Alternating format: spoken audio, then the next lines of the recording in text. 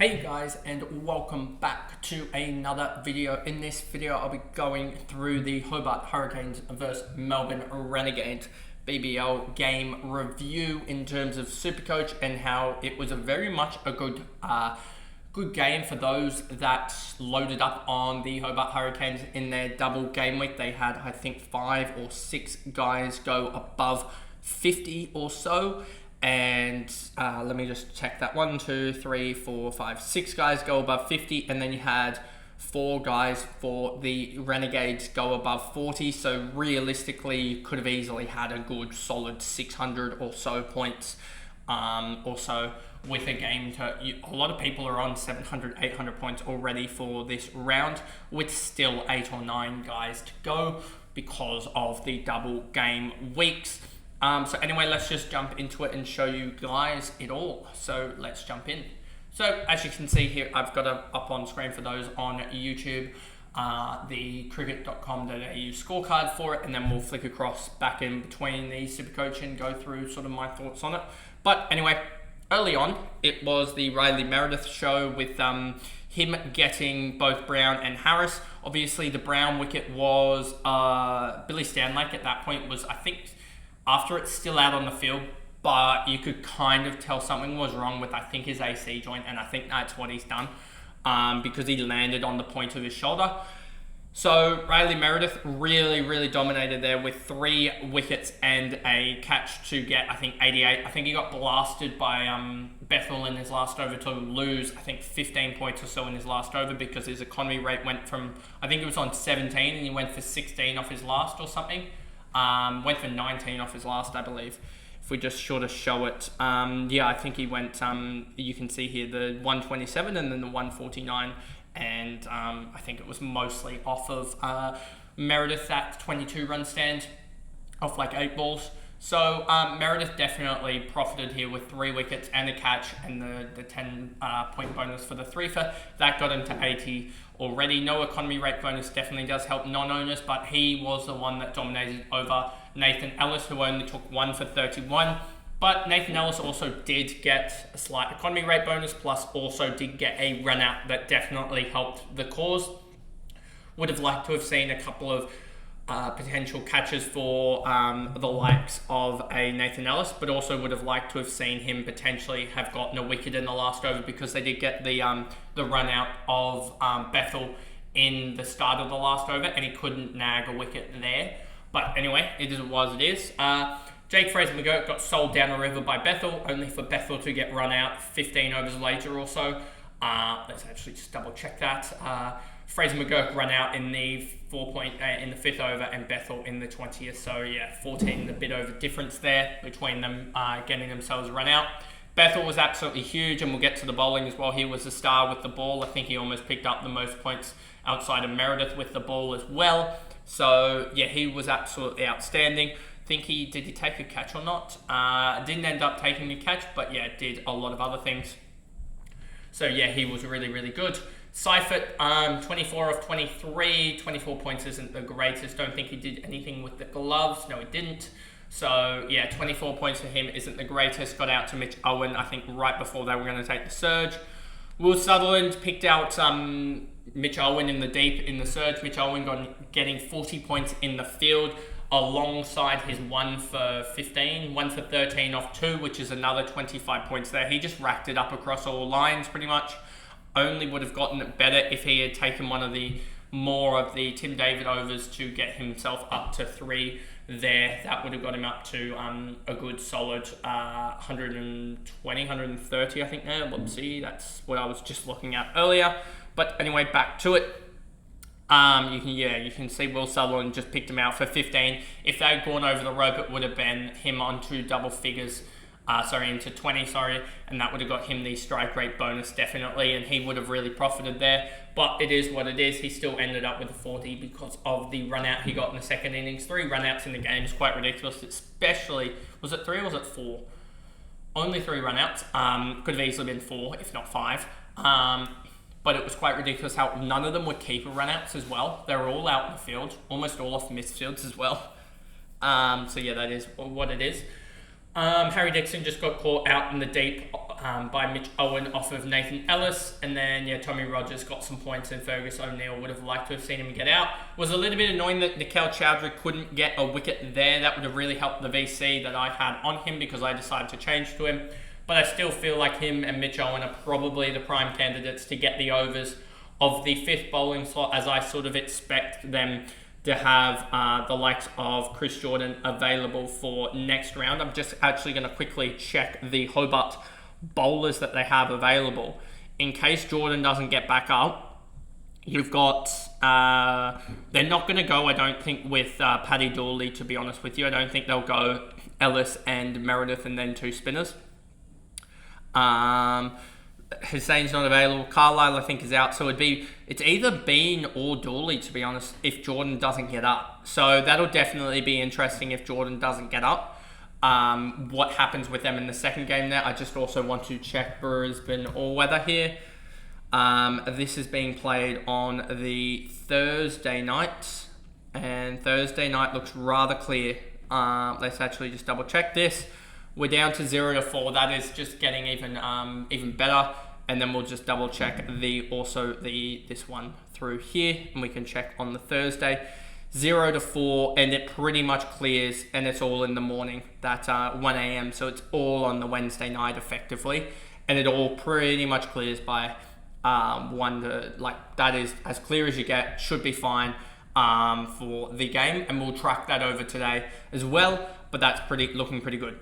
So on to the second innings of the contest. Mitch Owen got to 24 off 14, which I was really happy about him getting to 24, getting the bonus and then dipping out, because obviously owning him but not wanting him to go like the 150, 160 for the people that have him VC, as I had the Chowdhury VC, which I was annoyed that he couldn't get that Tommy Rogers blow away, as that would have really helped. But also it gave enough time for Tim David, my another guy that I own, to get to the 20 odd that he needed, I'm pretty sure. Yeah, as Wade had gotten out later on. So yeah, it gave David enough time to get to the bonus, which was good. But also would have just liked to have seen Chowdhury do a lot more. And David be the unlucky one, I guess, a little bit. So it was a little bittersweet, I guess, in a way. But yeah, Owen, 24. It was good to see that the 2 guys that and this was a late change that I did about 7:10 or so. I got back from training and saw the Chris Jordan news, and I went, okay, I can either just swap him straight out with like a Wakeham or a Jewel or something, or I can go and say, Steve Smith, I'm going to go against you and Matt Short effectively, and I'm going to pick up a Mitch Owen, and then I'm also going to pick up a Nathan Ellis. I probably should have picked up a Riley Meredith, but Nathan Ellis also just went only 31 short of Meredith, and he didn't bowl as well, and Meredith also got a couple of lucky things to happen. So I felt like 31 points, that's not the worst outcome. But I got effectively about 100 and... What did Jewel go? Because I was going to go Jewel. I got effectively 56 plus 114. That's a good 170 points up on Smith and Jewel from Ellis and Owen, comparative with the same amount of games left. So I was pretty happy about that choice in the end, that 170 points up is easy. I'll get rid of that weather outcome now. But yeah, that was just a hunch decision at that point because Jordan was out, that I'd go Ellis and Chowdhury, because I thought, Ellis and Owen, because I thought that their bowling stocks were really low, and we got even more luck with, I guess, Billy Stanlake going down, needing with 3 overs left for him. That would mean more overs for the likes of David, Chowdhury, and also Owen to fill that void there. And then, yeah, Jake Doran playing kind of ruined it for people that had Jake Doran, because 7 points. I mean, if you look at, I also just wanted to check this for wicket keepers and ownership wise. If we look at Hobart, and I'm going to go on the 5% scale here. Sorry, I shouldn't go Hobart. I should go keepers instead. Wicket keepers here, you'll see Sammy Harper 27% owned, Matthew Wade 51.5% owned. So still 26. There's still quite a lot of people that have potentially been stuffed over by Jake Doran here. If we look at the top 1%, how many people got stuffed over by Jake playing? Not that much, because a lot of people just had Wade. So yeah, just be interesting. And I also just want to check what was Bethel's ownership. Bethel's ownership 24%, and it's going to be higher in the top 5%, isn't it? 19%, so not as bad. Yeah, that is a game-breaking score, that, alongside the likes of the score 2 nights ago from Chris Green, who was 36% owned. So Bethel's score was a little bit more game-breaking. But yeah, really glad for me personally that David, Ellis, Wade, Chowdhury, and Owen all went above 40, I think, or all went above 50. And then also having Sutherland, who contributed the run out of Owen. That was really big, getting that 20-pointer there, as well as Tommy Rogers getting the one for there that he got from Chowdhury. He also almost got, we're talking a matter of about an inch away from getting Tim David out. And that probably would have swung the game in the Gade's favour. Tim David also would have ended up on 19, but the next ball 18, sorry. And then the next ball he goes from 18 to, I believe he got 31 points off the next ball, which got him up to 49, and then hits a single the next ball to win the game. So yeah, David just did his job, finish a roll. I think they need to probably drop Date Doran next game. For probably it will be straight for a Chris Jordan if Chris Jordan's back. But if Chris Jordan isn't back, then it has to be for another bowler, I feel like. Unless they just go Billy Stanley and get that fourth bowler there, because their bowling stocks you can't go into a game obviously with 3 bowlers, but even 4 frontliners with Chowdhury, David and Owen is probably a little bit light there, and I think any other side would have probably taken hold of that. I think just that the Renegades just were in a massive hole basically, and they, aside from Bethel brilliance, wouldn't have gotten to a competitive total at all, given that they scored something like 131 off the last 15 overs effectively. So they just had some Bethel brilliance there to get up to a competitive total. But yeah, just Hobart, I think they paid out in this double game week. They're a really good side that doesn't really, and the good thing about Hobart is that they have a lot of guys doing a lot of things, but not 1 or 2 guys doing everything. Like if you look at the Thunder on the double game week, you just were realistically targeting Green, Ferguson and Warner. That were really guys that you were looking at, etc. if they had gotten on, I feel like. Whereas, and no one else really would have done anything. And, you know, you look at the Sixers and stuff like that, they have Dwarshuis, Abbott, and then realistically, probably Philippi, just the keeper. Whereas at the moment, you really look at the Hobart side, and then you really just see, you could go for Riley Meredith, you could go for Nathan Ellis, you could go for Tim David, you could go for Matthew Wade, Chowdhury as well getting overs. They have a lot of all-rounders getting 1 to 2 overs with the ball as well, as being able to strike it and get to that 20 and get that strike rate bonus as well. Like we had, 1, 2, 3, 4 guys get strike rate bonuses.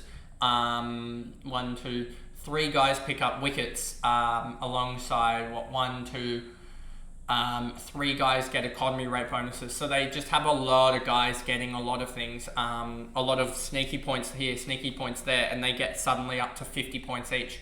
So I think they're one of the better double game week side to have, that they don't necessarily have that big sort of number 7 all-rounder or something like that just goes off and is the only sole player in the game week, aside from probably a batsman that just goes and launches.